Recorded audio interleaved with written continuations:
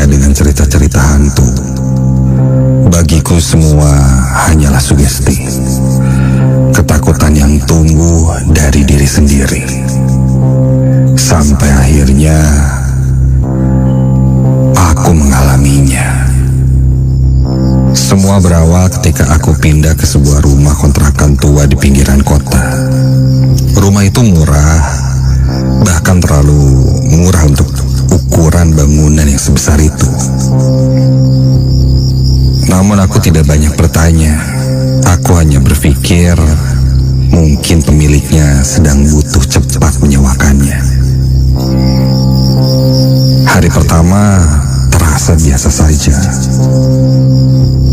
Rumah itu memang agak lembab dan berbau kayu tua. Tapi tidak ada yang aneh. Hingga malam selanjutnya pun tiba.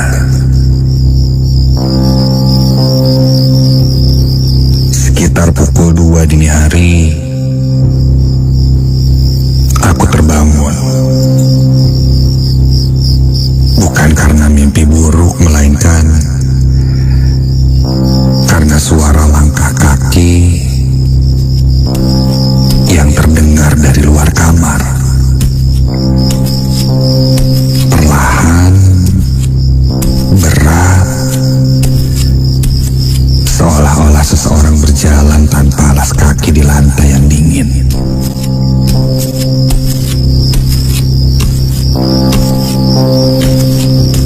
Aku coba menenangkan diri.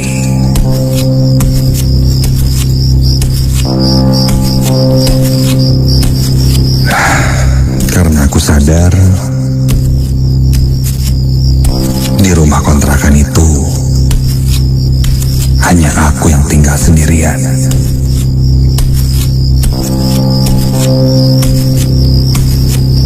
Apa mungkin ada maling ya? Begitu pikirku. Sampai langkah kakinya berhenti tepat di depan pintu kamar.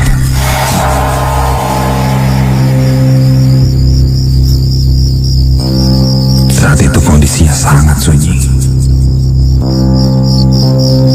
Lalu terdengar ketukan 3 kali.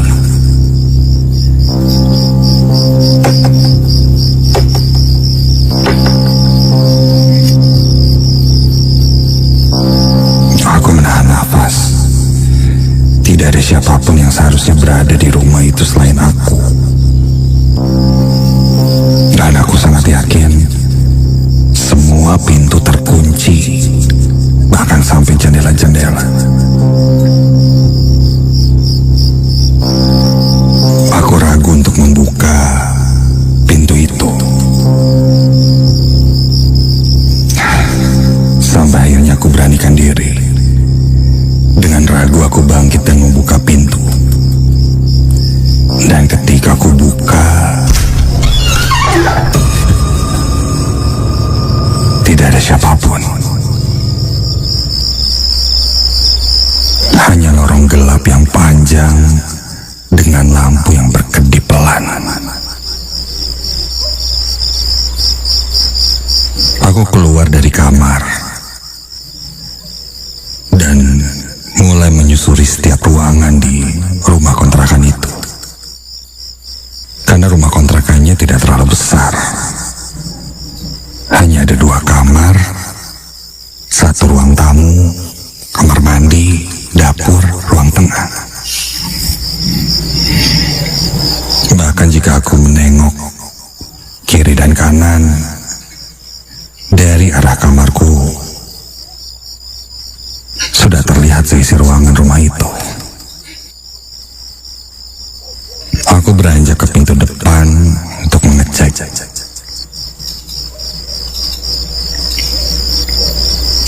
Dan hasilnya pintu terkunci rapat dari dalam.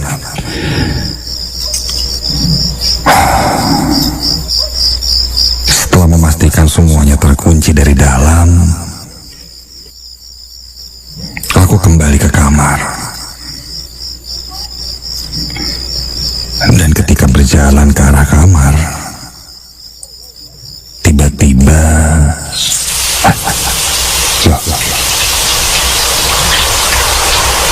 air keran di kamar mandi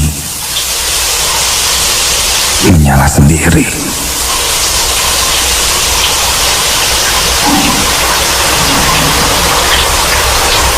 Aku dorong pintu kamar mandi yang tidak tertutup rapat itu. Dan iya, air keran menyala ke ember yang berada di bawahnya. Kontan aku mematikan keran itu.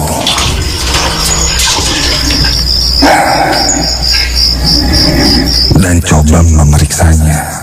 Apakah mungkin bocor? Tapi ternyata tidak. Kerannya normal. Lalu kenapa yang bisa nyala sendiri?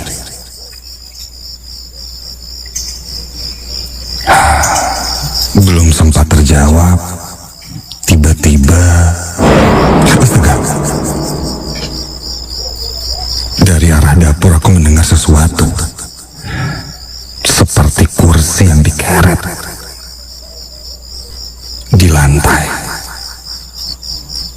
Refleks aku tengok dan ada satu kursi yang posisinya keluar dari dalam meja, seperti baru saja ada yang menarik.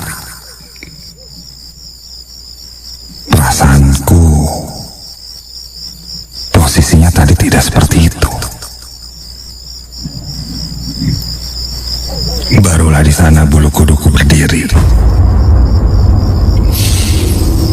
Ada yang janggal di rumah ini.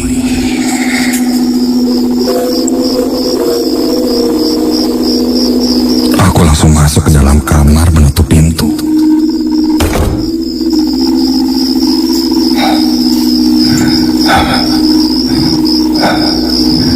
Saat itu aku benar-benar menjadi terjaga dan tidak bisa kembali tidur.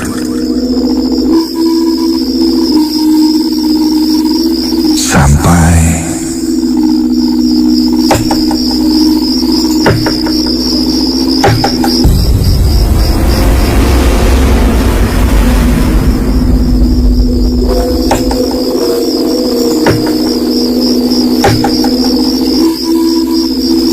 kembali terdengar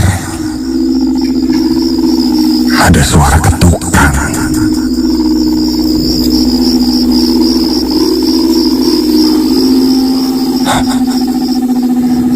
Dan ketika aku sadar,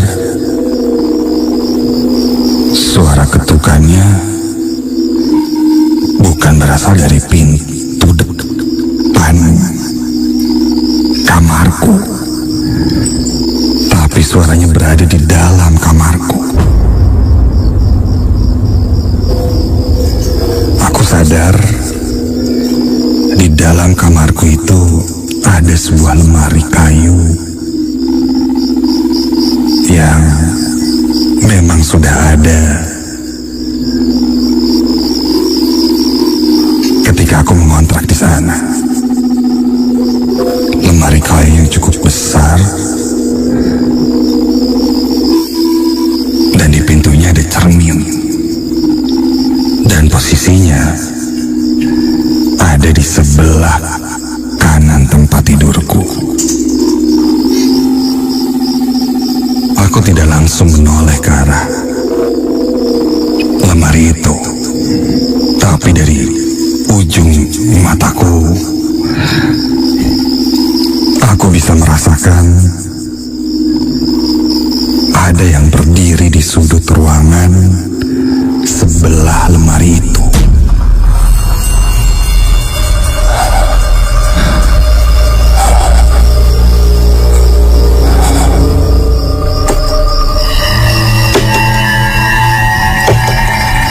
Ketika mengetuk, dari ujung mataku aku bisa melihat pergerakan. Iya,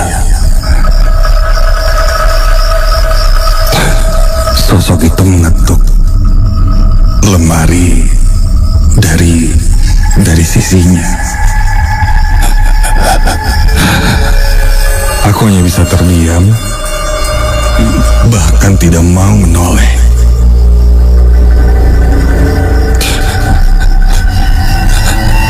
Aku sempat melirik sedikit dan di sebelah lemari itu berdiri seorang perempuan. Rambutnya panjang menutupi wajahnya, lengannya pucat nyaris keabu-abuan. Hanya diam tidak bergerak, namun tangannya mengayun-ngayun mengetuk lemari yang berada di sisinya.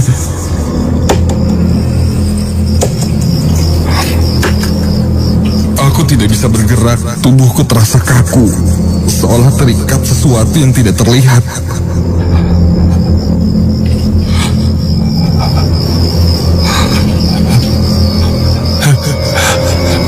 Aku langsung memejamkan mataku. Perlahan aku merebahkan badanku masuk ke dalam selimut dan mulai menutupi seluruh badanku.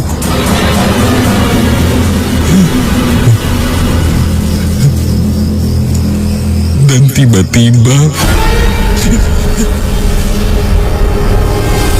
selimutku ditarik. Ditarik perlahan-lahan, membuat selimut yang menutupi badanku terbuka.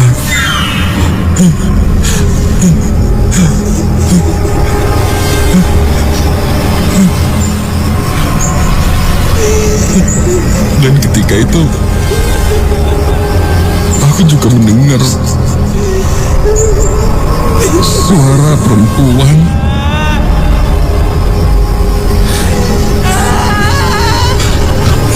menangis kesakitan.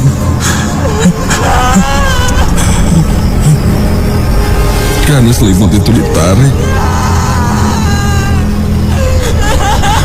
badanku pun sedikitnya ikut bergerak. Dan ketika itu aku sempat membuka mataku dan astaga,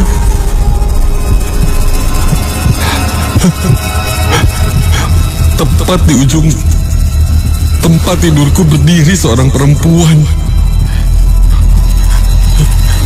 Sama persis seperti yang kulihat dari sudut mataku, namun kali ini cukup jelas. Rambutnya terurai menutupi wajahnya, kulitnya pucat, kepalanya terlihat agak miring.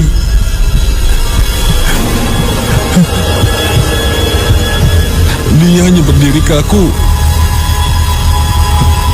dengan wajah yang menghadap ke arahku. Ketika itu tubuhku tak bisa bergerak sama sekali. Lalu tiba-tiba terdengar suara air yang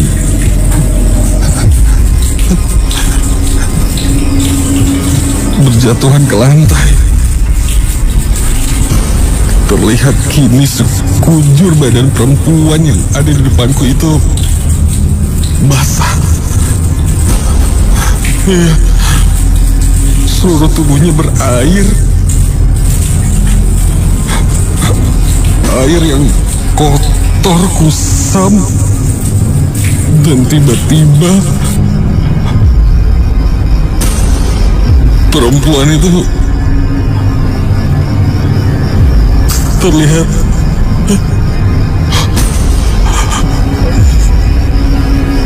berteriak kesakitan. Kepalanya menengadah dan mulutnya terbuka lebar.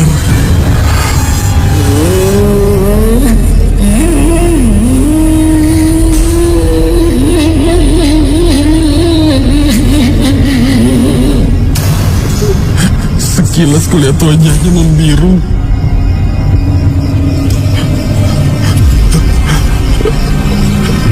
Dan Dia terus meronta-ronta kesakitan sambil memegang lehernya.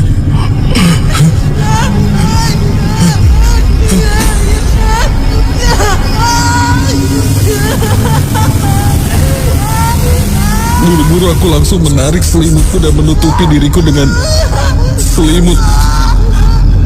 Menutup mata, meringkuk dan membaca doa.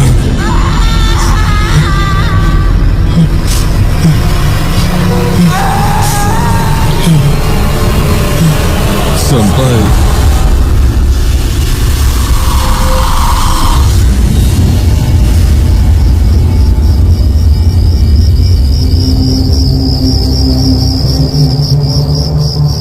suara itu tidak terdengar lagi dan semua kembali sunyi.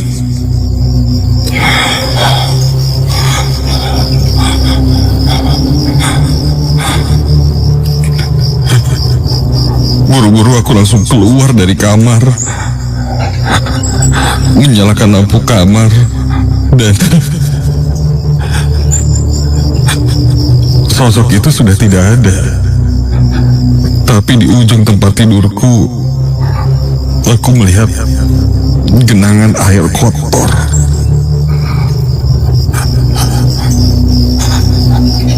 Yang berada di lantai.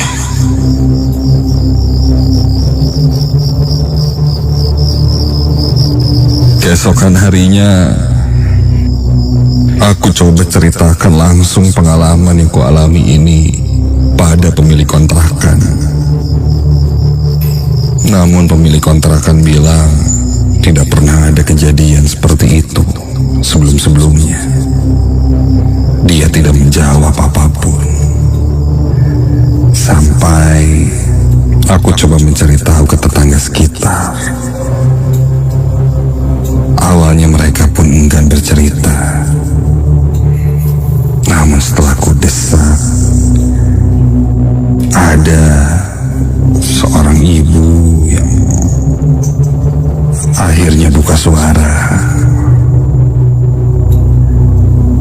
Kontrakan itu sering sekali berganti-ganti penyewa. Gak ada yang betah lama-lama katanya. Selalu cepat-cepat pindah, bahkan tidak sampai 1 bulan. Dulu pernah ada seorang perempuan yang mengontrak di rumah itu. Dia sudah tidak ada, dalam arti sudah meninggal. Tapi meninggalnya tidak di rumah itu, di tempat lain. Warganya mendengar kabar bahwa yang mengontrak di sana sudah tidak ada. Entah kenapa meninggalnya. Namun yang jelas, setelah itu kontrakannya jadi berbeda suasananya. Ada yang bilang barang-barang perempuan itu ditinggalkan begitu saja di kontrakan. Dan ya entahlah, mungkin masih ada di kontrakan. Aku jadi menyimpulkan sendiri. Benar atau tidaknya, aku tidak tahu. Apa mungkin yang mendatangiku itu yang diceritakan tetangga sebelah rumahku, atau hal yang lain, entahlah. Namun yang jelas, aku coba bertahan di sana. Dan setiap kali ada hal-hal aneh atau gangguan-gangguan, aku memaksakan diri. Dan sampai akhirnya pemikiranku terhadap mereka yang tidak terlihat itu berubah. Ya mungkin mereka berdampingan dengan kita dan sebenarnya mencoba melakukan aktivitas yang biasa mereka lakukan. Mungkin tidak maksud mengganggu, hanya saja kebetulan mereka bisa terasa, terlihat, atau terdengar.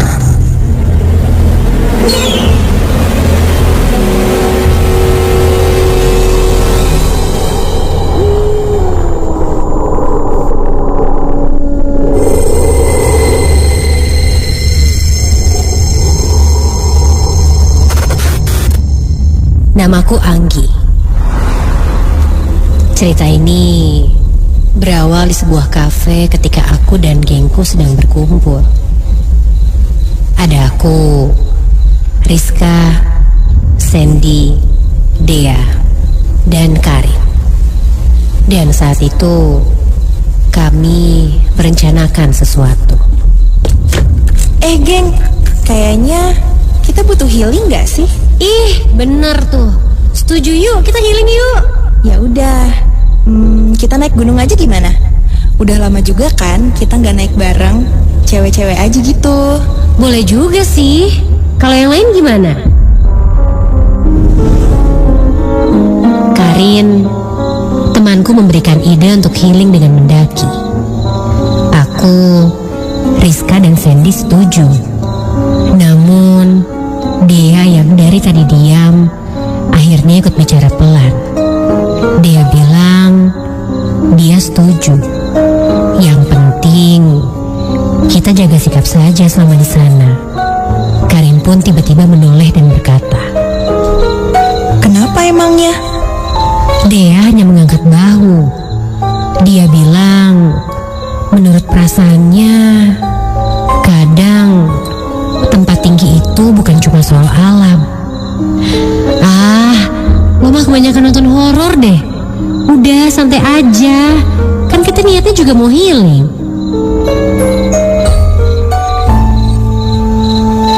Malam itu berakhir dengan keputusan bahwa kita berlima akan healing bersama dengan mendaki gunung. Singkat cerita, hari keberangkatan tiba. Kami pun berkumpul di titik awal pendakian. Kabut tipis terlihat di antara pepohonan pinus. Udara terasa segar. Tapi entah kenapa pagi itu terasa sedikit lebih sunyi. Karin sibuk mengambil foto. Rizka dan Sandy bercanda seperti biasa. Tapi Dea hanya diam memperhatikan sekitar. Dek, kenapa sih? Kok lo dari tadi bengong? Tanyaku pada Dea. Dea hanya menggelengkan kepalanya. Dia berkata, katanya seperti ada yang memperhatikan. Sontak aku pun langsung menoleh ke sekeliling. Ya elah, namanya juga hutan. Wajarlah kalau ada perasaan kayak gitu. Udah, santai aja ya. Kan kita mau healing. Jangan mikir aneh-aneh. Setelah memeriksa semua persiapan, akhirnya kami pun memulai pendakian.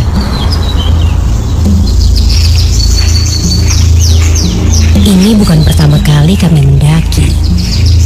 Sebenarnya kami pernah mendaki gunung ini. Namun itu sudah lama sekali.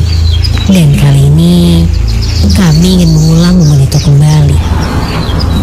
Langkah demi langkah kami lalui, masuk ke dalam hutan yang semakin rapat, semakin sunyi, tapi perjalanan berjalan lancar. Tawa dan canda mengisi jalur pendakian. Sampai tak terasa akhirnya menjelang sore dan kami pun akhirnya tiba di area camping. Langit mulai berubah warna, oranye keunguan. Terlihat sangat indah. Ini nih spotnya. Kita ngecamp di sini aja, guys. Kata Karin. Kami pun mulai mendirikan tenda. Semua terlihat baik-baik saja. Sampai Dea tiba-tiba berhenti dan menunjuk ke sebuah arah. Semua menoleh. Dia menunjuk ke arah pepohonan. Dia bilang katanya ada orang tadi berdiri di situ. Semua melihat ke arah yang sama, namun kosong.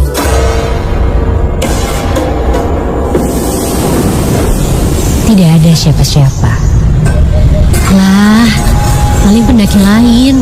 Udah, lanjut aja yuk, udah mau malam nih, ucapku. Setelah selesai mendirikan tenda, kami pun langsung beristirahat. Malam itu, suara jangkrik terdengar lebih nyaring.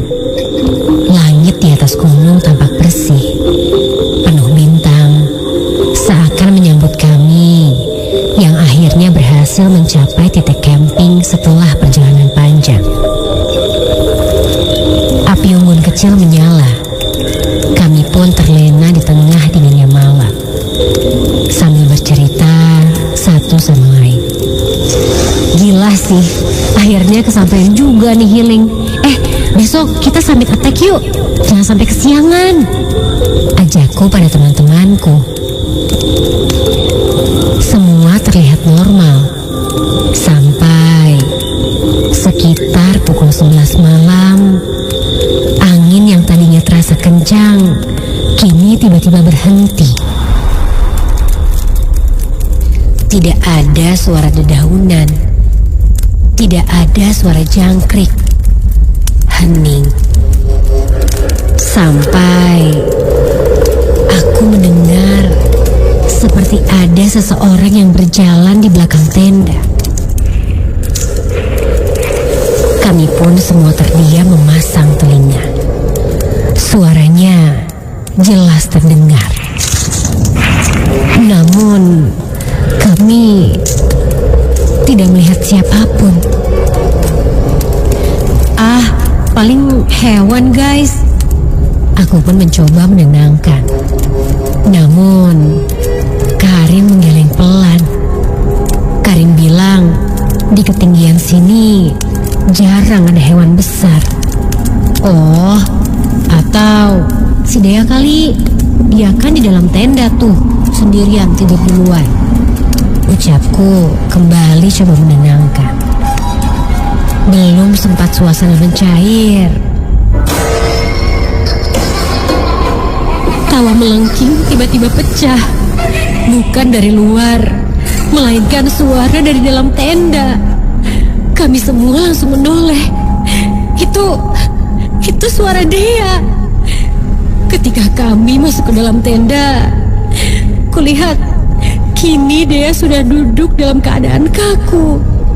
Kepalanya tertunduk dengan rambutnya yang menutupi wajah. Dan tawa yang tadi kami dengar itu keluar dari mulutnya. Dea! Dea! Teriakku dengan suara gemetar. Perlahan Dea mengangkat kepala. Matanya putih semua. Dia berdiri tiba-tiba. Gerakannya kaku, patah-patah. Astaga, itu bukan suara Dea. Kami semua panik dan berusaha menenangkan Dea dengan membaca doa. Sampai tiba-tiba Dea berlari keluar tenda dengan cepat.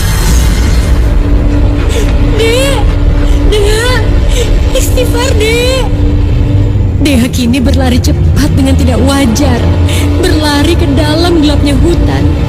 Kami pun sekuat tenaga berlari mengejar Dea. Dea menghilang di tengah hutan ini. Kami berteriak mencari Dea, namun tidak ada jawaban. Sampai itu Dea! Aku refleks berteriak ketika melihat Dea berdiri di tepi jurang kecil, membelakangi kami. Dea, Dek, jangan maju lagi, teriakku, dan Dea pun tertawa kembali. Namun kali ini aku mendengar ada suara lain yang juga ikut tertawa. Kini suaranya menjadi berlapis, seperti dua orang tertawa bersamaan. Dan terdengar sangat menyeramkan. Perlahan Dea pun menoleh, dan kini raut wajahnya berubah seketika menjadi pucat dengan tatapan yang kosong. Dan di belakang tubuhnya kulihat ada sosok tinggi, hitam, kurus. Wajahnya tidak jelas, namun matanya merah. Sosok itu seperti menempel pada punggung Dea.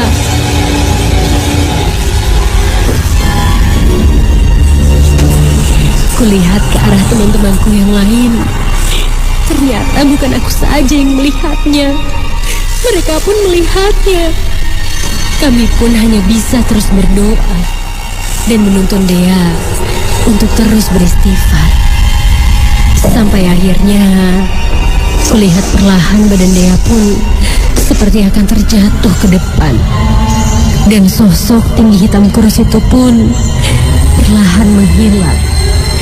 Karim pun langsung memeluk Dea dan langsung membopong Dea ke dalam tenda.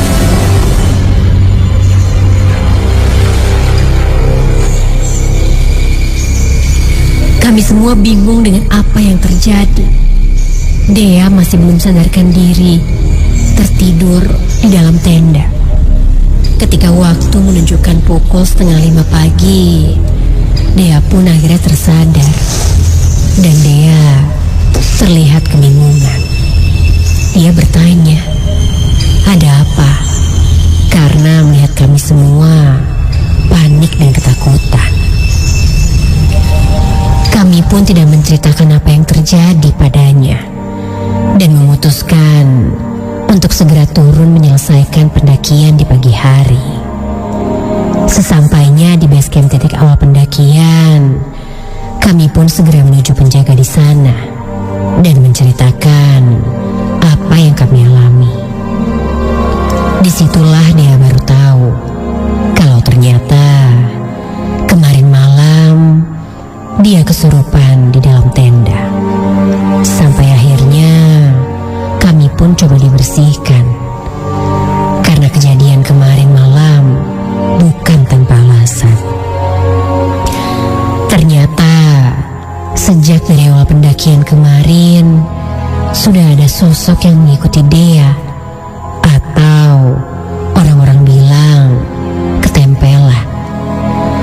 Sebenarnya Dea sudah memberikan kami beberapa petunjuk dengan sikapnya. Namun karena sikap kami semua yang terlalu naif, membuat itu menjadi tidak terkontrol. Ini menjadi pelajaran penting bagi kami semua dan menjadi pengingat ketika dimanapun kita berada, seharusnya kita tidak menyepelekan hal seperti ini. Terkadang dengan tawa yang terlalu lepas, dengan sikap yang kadang tanpa sadar meremehkan, padahal ada batas yang tidak terlihat, ada ruang yang bukan untuk kita, dan ada penghuni lain yang tidak selalu suka dengan kehadiran kita.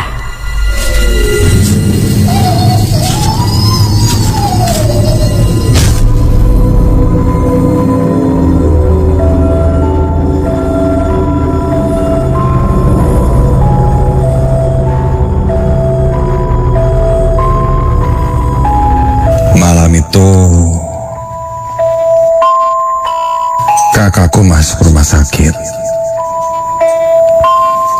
karena penyakit asmanya yang kambuh dan cukup parah. Dia harus dibawa ke UGD dan bahkan sampai dirawat.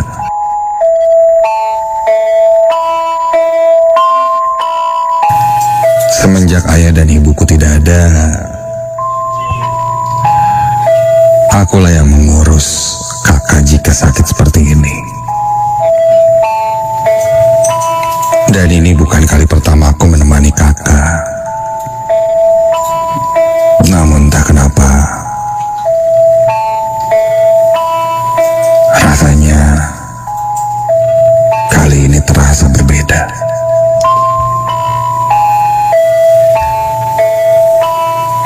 Namaku Agung. Malam itu terasa lebih sunyi dari biasanya. Kakakku dirawat di sebuah kamar yang diisi oleh 2 orang pasien.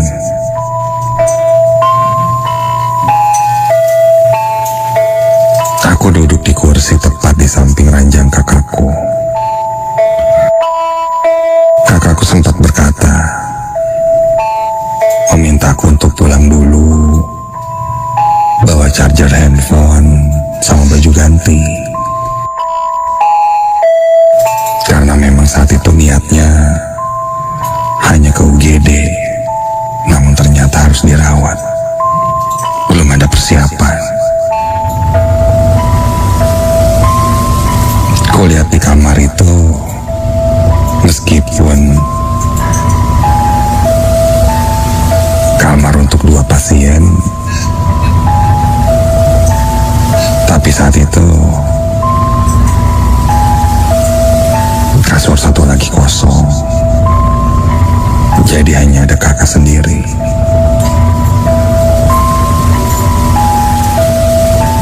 Aku sempat menolak karena saat itu kondisinya sudah jam 1 pagi. Dan aku bilang besok pagi saja.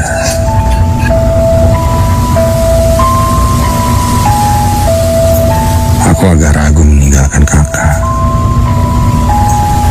Aku menatap wajahnya dan kakak bilang gak apa-apa katanya. Bentar lagi juga tidur, lagian ada perawat. Nanti kalau ada apa-apa tinggal manggil perawat aja.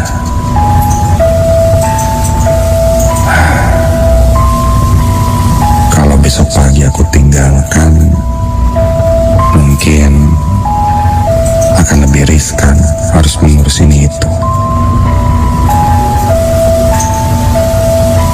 Akhirnya aku pun mengiyakan. Ya udah, nanti secepatnya aku balik lagi ke sini, Abang. Abang istirahat aja.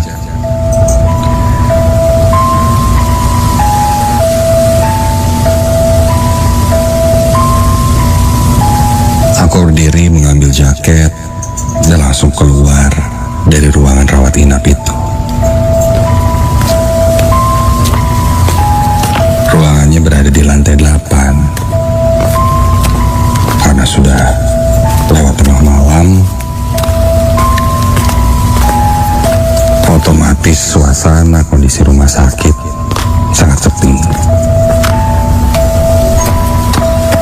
Langkah kakiku menggema pelan di lorong rumah sakit. Entah kenapa, kok agak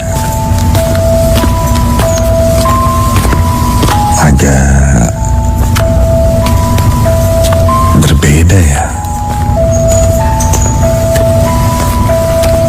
Apa mungkin karena lewat tengah malam kali ya? Sampailah aku di depan lift. Aku tekan tombol lift dan terlihat lift mulai naik ke lantaiku. Lift terlihat sudah mulai naik lantai demi lantai. Dan tiba-tiba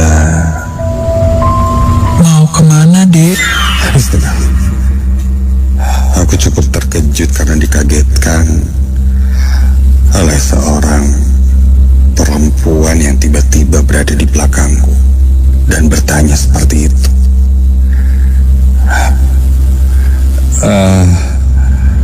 Mau ke parkiran, Bu, di B1, mau pulang dulu. Sendirian aja, nggak takut. Ya, iya, sendirian aja, Bu. Kakak saya ada di kamar. Nanti saya kesini lagi. Pintunya udah kebuka. Mari, Bu. Ketika pintu lift terbuka, aku langsung masuk ke dalam lift. Kupikir ibu itu pun akan masuk ke dalam lift. Tapi ternyata dia hanya menatapku, lalu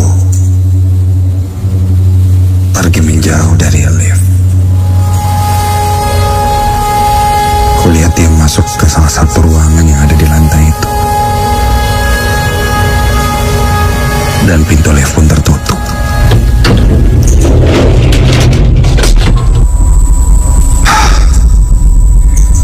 Ngagetin aja tuh ibu-ibu. Perlahan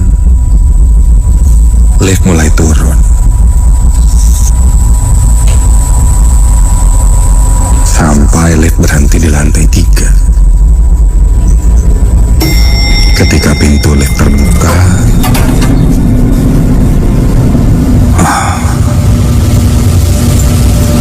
suasananya gelap. Tidak ada siapa-siapa pula di lantai itu yang masuk. Hanya lorong yang panjang dan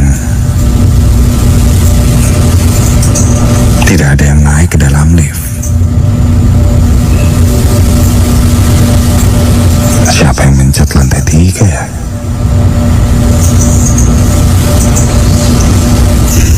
Sampai akhirnya pintu lift tertutup lagi.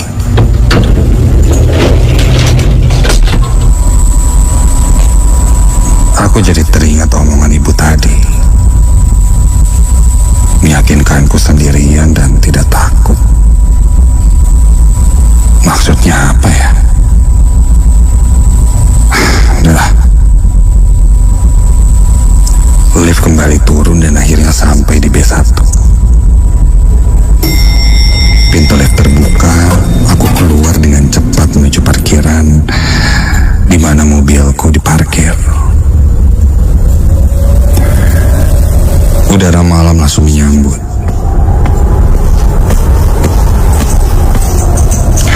Banyak area parkiran di basement itu yang gelap. Dan kulihat ada mobilku di sisi kiri.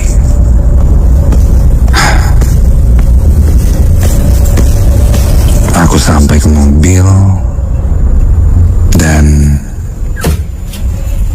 ku nyalakan mobilnya cepat-cepat untuk kembali ke rumah, bawa keperluan lalu kembali lagi ke rumah sakit.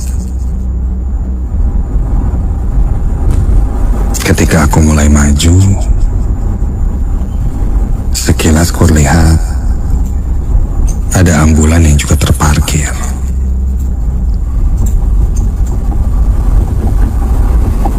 Dan di sana pun terlihat ada mobil lain yang tertulis mobil jenazah.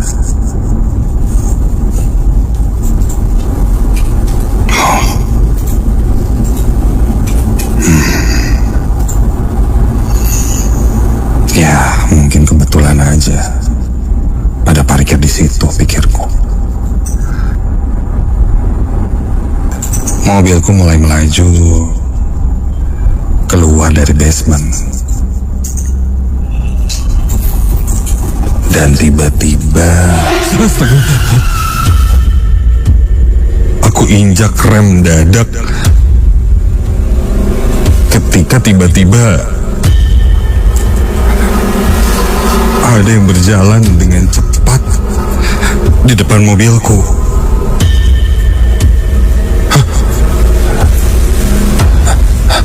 Siapa itu? lihat kiri kanan.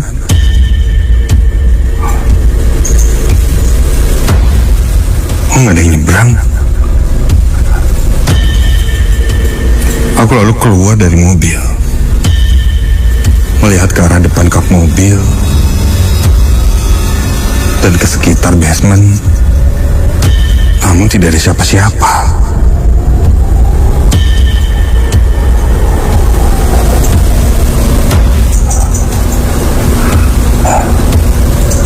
Namun jelas tadi ada yang menyeberang tepat di depan mobilku. Aku kembali masuk ke dalam mobil, menutup pintu,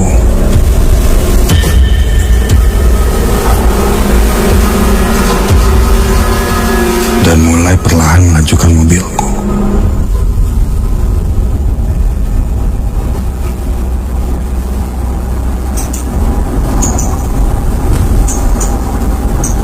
Dan suasana saat itu hening sekali. Hanya suara mesin mobilku yang terdengar dari luar. Sampai sendirian aja, gak takut. terdengar ada suara perempuan tepat dari jok belakang mobilku.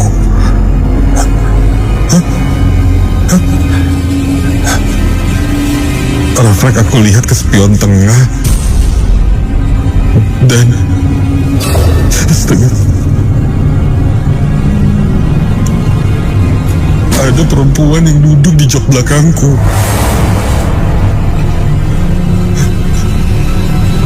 Dan persis itu sosok ibu-ibu yang tadi bertemuku di depan lift. Namun kali ini terlihat sangat berbeda. Kulitnya pucat, tatapan matanya kosong, rambutnya terlihat agak ikal berantakan. Dan di sekitar bola matanya hitam agak cekung ke dalam. Dia tersenyum dan giginya terlihat seperti ada taring-taring kecil yang menyeringai. Dan dia tersenyum sangat lebar.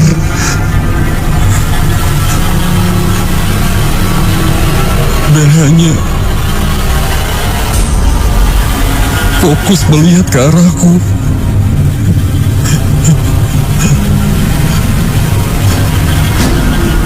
Kontan aku berhenti,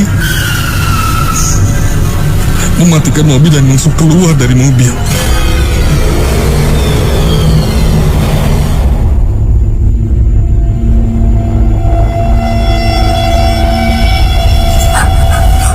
Dalam kepanikan, tiba-tiba saja ada petugas penjaga rumah sakit yang menghampiriku.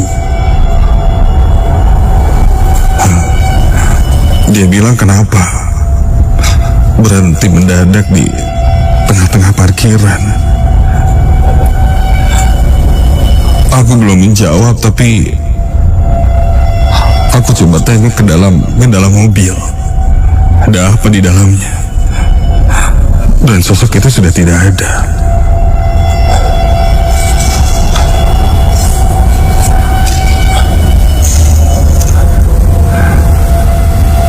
Petugas itu pun membantuku menenangkan diriku dan berkata untuk parkirkan saja dulu mobilnya. Dan setelah aku parkirkan mobil, aku turun dan mulai cerita apa yang tadi aku lihat.